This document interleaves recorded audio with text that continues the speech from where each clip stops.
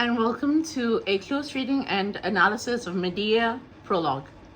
What we will be doing here is I will be going through the entire play with you, whether you're doing VCE, IB, or you just want to study it for your own enjoyment of Greek tragedy. I have taught this text many times and I have lots and lots of annotations, which I will be also interspersing into this video so that you can see where these annotations should go. So sit back, get some coffee or tea or wine if you're old enough, and let's start. The scene is set before the house of Jason in Corinth. Nurse. Oh, if only it had never gone to the land of Colchis, the ship Argo, ringing its way through the dark blue crashing rocks. If only that pine in Pelion's glens had never fallen to the axe and furnished with oars the hands of those heroes who went to get the golden fleece as Peleus commanded. For never then would my mistress Medea have sailed to the towered city of Iolcus, her heart transfixed by desire for Jason. Never would she have persuaded Peleus' daughter to kill their father, or now be living in this land of Corinth with her husband and children, an exile who has won a warm welcome from her new fellow citizens and who seeks to please her husband in all she does. This is what keeps a marriage intact more than anything, when a husband can count on complete support from his wife. You should definitely highlight that line. A few things to note here. The text starts with a recapitulation of preceding events. Euripides chooses to do this because he wants to give the audience a sense of where he is beginning Medea's story. Remember that a lot of these plays were former myths and legends. So when a playwright redoes them or he interprets them, he gets to choose where he begins, where he ends, which part of the story that he concentrates on depending on what he wants to do with it. So here Euripides chooses not to begin with Medea, which is important. Like Euripides' authorial intent and his choices in not starting with Medea but instead choosing to use the nurse as the opener is important. For one, it gives us a sense of context. It gives us the establishing shot, which is what they would use in video media, right? Which is where we are. We're in Jason's house in Corinth. Pelion's glens are one of the most beautiful mountains in Greece. Very important to highlight line 11. Husband and children and exile who has won a warm welcome. A reminder that Euripides gives to the audience immediately that Medea is an outsider who had to earn entrance into Corinthian society. And this idea of Medea as an exile, as an outsider, as unwanted is a thematic concern that shows up over and over throughout the play. And the last line, when a husband can count on complete support from his wife, but not the other way around, the question comes up immediately. This play is considered feminist by some, not so by others, and we'll discuss both of those things when the time comes. But the question of what keeps a marriage intact more than anything, the fact that even the nurse, who is Medea's nurse, by the way, even the nurse puts it on a wife rather than the husband, really tells us what kind of society, what kind of time we're in, or this is set in. Continuing, but now everything has turned to hatred, and where love was once deepest, a cancer spreads. Jason has betrayed my lady and his own children for a princess's bed. He has married the daughter of Creon, ruler of this land. Now the nurse tells us where in the story we are. So it's after Medea has come and she's been welcomed and she's earned her place within Corinthian society, but Jason has betrayed her. He has basically cheated on her and married a princess because that's who Jason is. He's just power hungry and will never stop at anything to get more power. And Medea, poor lady, dishonored in this way, cries out, "What about his oaths? His right hand that clasps mine and pledged his heart. You gods, I call you to witness Jason's gratitude to me." Immediately, Euripides sets up a sympathetic Medea. the first thing we hear about her is her nurse lamenting about her fortunes, about her betrayal from her husband, about her, well, acts of her husband. Immediately, within the first 20 seconds, the first thing Euripides does is make us feel pity and sympathy for Medea before she even shows up. That's important. Authorial intent. Why does Sophocles, sorry, I used to teach Oedipus as well, which is a different video, also on this channel. Why does Euripides choose this section, this introduction, not to introduce Medea, but to set up audiences' sympathy for Medea? What's he trying to do? From that moment, her husband's criminal behavior came home to her. She has remained where she lies, all thought of food dismissed, surrendering herself to anguish and melting each passing hour with tears, not raising an eye or turning her face from the ground. Again, more and more sympathy. She's crying, she's alone, she's refused to come out of a room, she's refused to eat. A rock or wave of the sea would pay more attention to the counsel of friends than she does. All she does is occasionally turn her white neck away to speak bitter words to herself. Oh, father dear, my country, my home, I've betrayed you all in coming here with a man who treats me with contempt.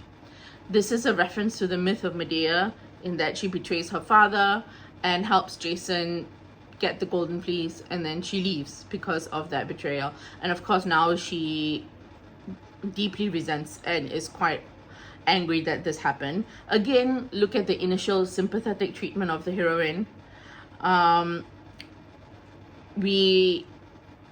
So not only has he betrayed her, and so we feel for her because betrayal of husband to wife, but on top of that, he owes her for her help in him getting the golden fleece. He owes her because she left her family, her country, her people, all of that to come with Jason. And for him to have done this, and remember, the Greek audiences would know this part of the story because it's a myth that they would already be familiar with. So for him to have done this makes us as an audience feel so much sympathy for her and quite a lot of hatred for him, which is what Euripides wants to set up at the beginning of the text.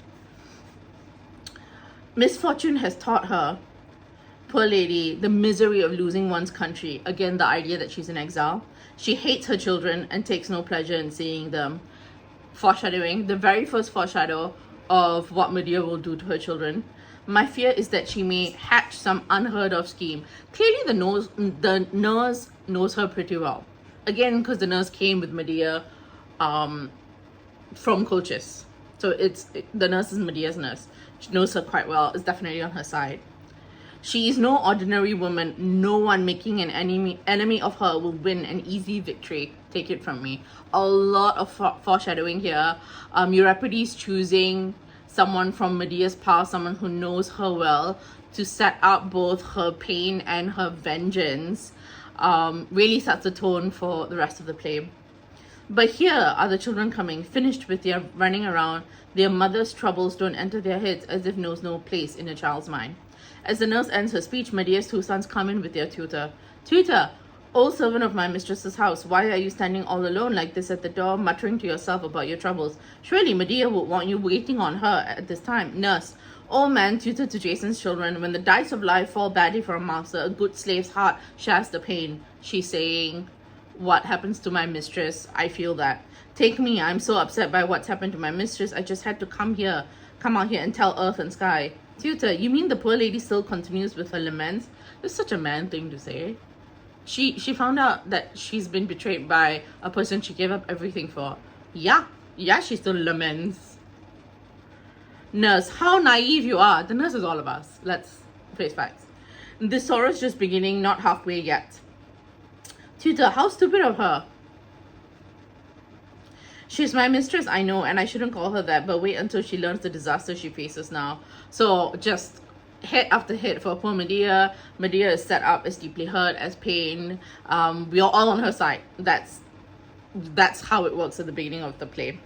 Nurse, what is it, old fellow? Out with it, please. Tutor, nothing. What I said there, I take it back. Nurse, oh, I beg you, we're both slaves together. Don't keep me in the dark. I won't say a word about it if necessary. In a different reading of this text, you could focus on Greek history and slavery, but the way that both the IB and the VCE paper is and the kind of questions that they ask for this, it's much more useful to focus on it as about family and betrayal and place of women in society than about the place of slavery, because that's just nothing in this text. Maybe with Euripides there's other texts, and if you're a scholar of Euripides, of course, but in this text we want to just move on from that. That's not very useful. Tutor, I've gone over to the drought spot. You know, the spot where the old fellows sit and play, round Pyrenees holy spring, and there I heard someone say, no one thought I was listening, these children are to be driven out of Corinth and their mother with them. So immediately we see what is lying in wait for poor Medea. So already she's been betrayed, and now she and her children become exiles again because of Jason's betrayal. And by who? It is the will of Creon, king of this land. So Jason betrays Medea, marries Creon's daughter, and what does Creon do? No sympathy at all for Medea, drives her and her children out because her children are, a threat to his daughter, to Creon's daughter, and whatever offspring Jason and the daughter will have. So we also dislike Creon now. We hate Jason. We don't like Creon for allowing this to happen. We feel very sorry for Medea and the children. Now, I don't know how true this story is. I'll be glad if it were false. Nurse, I know Jason has a quarrel with their mother, but will he tolerate this treatment of his children? So the nurse is shocked. He's like, it's one thing to betray your wife, but to allow for your own children to be set out, that's just unheard of. And again, right, we haven't met neither Medea or Jason, but by now we are squarely on Medea's side and we really hate Jason. Tutor, old ties of affection give way to new. This house has no claims on that man's heart now. Basically, Jason's got a new boo and he just doesn't care what happens to his ex-wife or his children. Nurse, that scuppered us then. If a new wave is going to crash over us before we've managed to bail out the old one. Tutor, well, your task in this is to do nothing. Keep quiet about my story. This is no time for the mistress to know this. Nurse, you young ones, do you hear how your father treats you? She's talking to the sons. That's not good enough for him. Oh no, I mustn't say that of my master, but where he should be showing love, he's proving a traitor. And that I can say.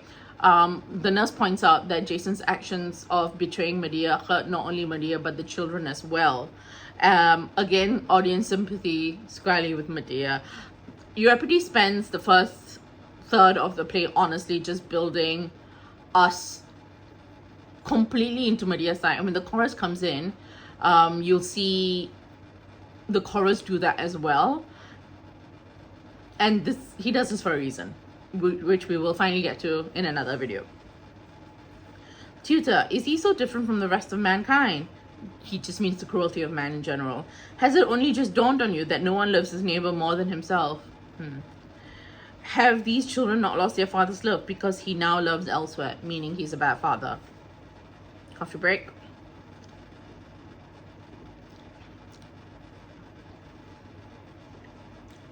Nurse, inside with you, children. It will be all right. Into the house. And you do all you can to keep them out of the way. Don't let them near their mother while she's in this depression. Dun, dun, dun. Again, foreshadowing. I've already seen her glaring at them like a bull, as if she wanted to do something awful. I'm sure of one thing, that anger of hers won't die down until someone's felt the force of a thunderbolt. I pray her victims are enemies, not those who love her. Foreshadowing. Highlight that. Medea from inside. We still haven't seen her. We've heard of her. We've heard about what has happened to her. We've heard about her past, how she ended up in Corinth and how she's being treated by Corinthians. So now we finally hear from Medea. From inside, oh, I am wretched. Pity me for my sufferings. Oh, if only I could die. So she's really sad. She's crying. She wants to die. Nurse, there you are, my poor little loves. The way she talks to Medea makes me think that the nurse was Medea's nurse. Like, she was her nurse and now her lady's maid. Wasn't I right? Oh, no. Okay. Cancel. Nurse, there you are, my poor little loves. Wasn't I right? Your mother has a troubled heart and an angry one too. Inside the house with you quick and no delay. Let her catch sight of you or approach her. Don't let her catch sight of you or approach her. Watch out for that savage temperament of hers, that stubborn will, unforgiving nature.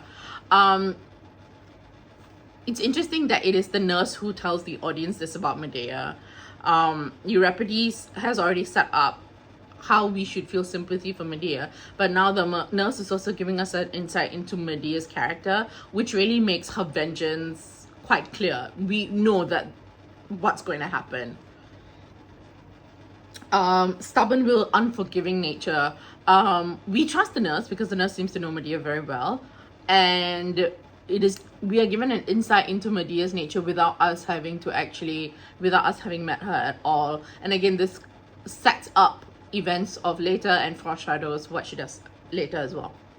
Off with you now. Go in and quickly. It's clear that this anger of hers will grow. Soon enough, her grief, like a gathering cloud, will be kindled by it and burst in storm. What action will she take then? That proud, impassioned soul, so ungovernable now that she has felt the sting of injustice. A lot of this play is about righteousness and justice and who is owed what and what is the right thing to have happened. And Euripides doesn't make it easy. He doesn't give a very clear black and white. In fact, he sets up our great sympathy for Medea so that when she does something unforgivable later, we as an audience are forced to grapple with our own initial sympathy for her. She's not a villain, she's not a heroine. What is she? And what is justice in this case is the question Euripides is asking. Finally, Medea enters. Oh, my sufferings, my wretched sufferings, they invite a world's tears. Oh, cursed children of a hateful mother, I want you to die along with your father and all the house to go to ruin. She hates Jason so much that she's just cursing the kids. At this point in time, it is foreshadowing, but it is her speaking in anger and pain, and we don't see it as her genuinely threatening the children. Nurse, oh mercy, I can't bear it. What makes you blame the children too for their father's crimes? Why do you hate them? Oh, you poor dears. The nurse is quite sweet. She loves the kids. I've a terrible fear in my heart that you'll come to some harm. Foreshadowing. They have frightening natures, those of royal blood. She reminds us that Medea is not just Jason's wife. It's not just a witch. She is royalty from Colchis. She is a princess. And the nurse reminds us that royalty can exact vengeance because it is in their nature to want to be treated well. They have frightening natures, those of royal blood, because I imagine they are seldom overruled and generally have their way. They do not easily forget a grudge. Better to have formed the habit of living on equal terms with your neighbors. Certainly what I want for myself is to grow old and secure in modest circumstances. For moderation in the first place sounds more attractive on the tongue, and is in practice is by far the best for a man. Excess, though, means no profit for man and pays him back with greater ruin whenever a house earns heaven's anger. The chorus of Corinthian women and now enter the orchestra and begin to sing in lyric exchange with the nurse, interrupted twice by Medea's outburst from inside the house. Oh no, we still haven't met Medea. Okay. We still only hear her lamenting from offstage.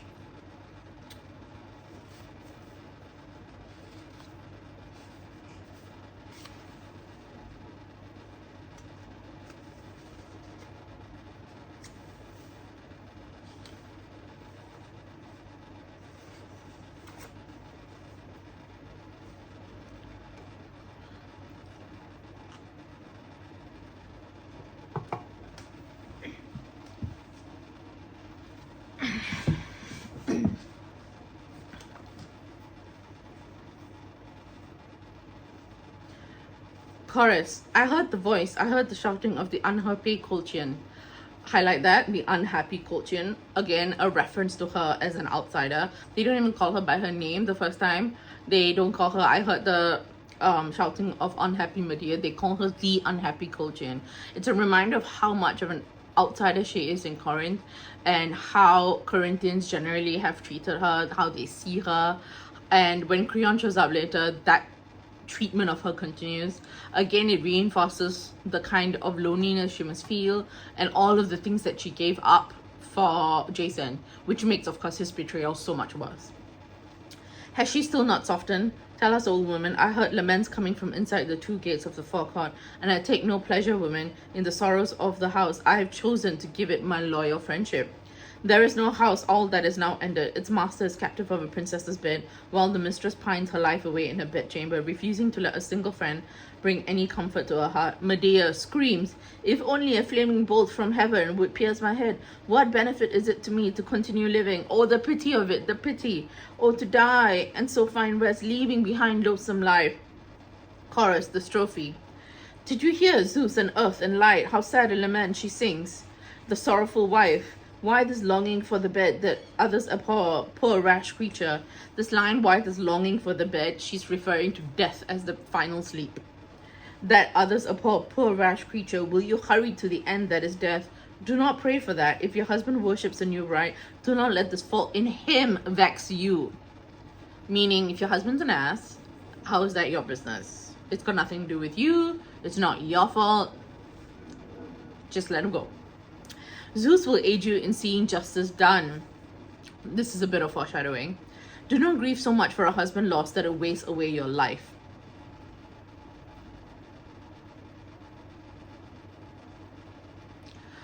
Medea, O great Themis and Lady Artemis. Themis is the goddess of justice, divine law, and order. And Lady Artemis, do you see what I suffer? Though I bound my accursed husband by weighty oaths, how I wish I might see him and his bride in utter ruin, house and all, for the wrongs and they dared to inflict on me, who never did them harm. O father, O land of cultures, forsaken by me to my shame, when I took my own brother's life. This is an important line. O father, O land of cultures, forsaken by me to my shame, when I took my own brother's life. Here, Medea is making clear exactly the kind of sacrifices she had to make for Jason, including letting her brother die, killing her brother / you could go either way. So why she's exiled from her country and why she can never go back to Colchis. Nurse, do you hear what words she speaks? How she calls upon Themis, who listens to prayer, and upon Zeus, the appointed steward of mortal oaths. The mistress will not lightly abandon her rage. It cannot be. Foreshadowing of the vengeance to come, the fact that Medea is calling on the gods of justice and righteousness on her side. Euripides uses these later to make us question what is right and wrong, because if the gods are on her side, then what is morality? What is ethical at this point in time? What is justice? Is it what the gods have decreed, or is it what you believe to be? And that's a question Euripides comes up with, or wants us to think about. The antistrophe. If only she would come before our eyes and hear the sound of these words that have been spoken, in the hope that she might give up this anger that weighs on her heart and alter her mood. Let it never be said, I have failed to lend a helping hand to friends. Go and bring her here from the house. Tell her that we also wish her well, and lose no time before she does some harm to those inside. The sorrow of hers sweeps on violently. We will discuss the chorus in detail in the next video, but remember that the chorus is usually a stand-in for the audience and the audience's thoughts and voices, and they are usually a representative of the people. This is the first time in Greek tragedy that the chorus is all women, and Euripides does this purposefully. The structural change is done for many reasons, but Euripides is playing with these women who support Medea as a woman in exacting vengeance for how she was betrayed. And so the chorus is very much on her side right till 3/4 of the way through, and as the chorus is stand-in for the audience, it also means that we are supposed to be on her side. We're supposed to take Medea's side here. We'll discuss strophe and antistrophe in the next video as well. I'll do this, though I doubt whether I'll win my mistress round. It's no easy task, but I'll do you this further kindness. And yet that fierce look she throws at any servant who approaches her with a message, it reminds me of a lioness with cubs.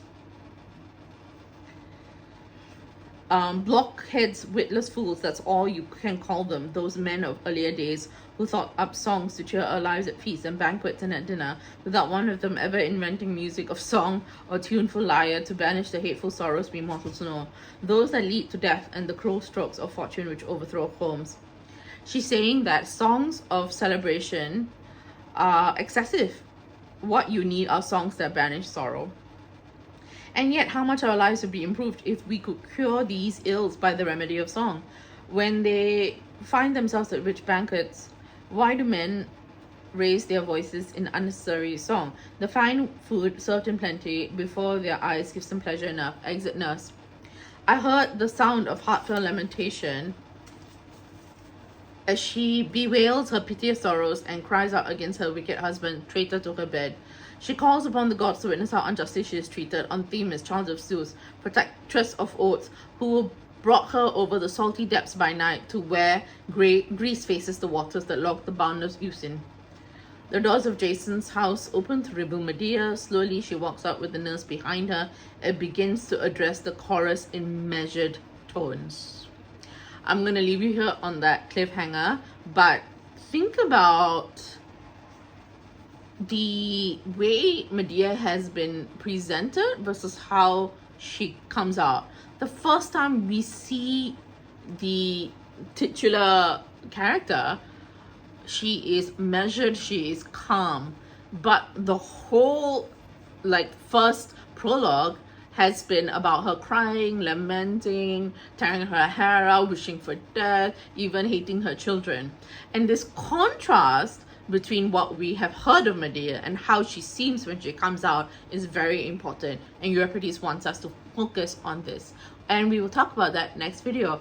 If you want, follow this playlist. There's also one on Oedipus, and feel free to ask for other texts that you might be studying that you want close reading and analysis for. If you have questions for essays that you want to write, feel free to drop that into the comment section as well, or email me. If you live in Melbourne and you want tutoring for IB or VCE English, feel free to email me or text me, and we can see if that can be arranged. So for now, study hard, read some literature, and goodbye.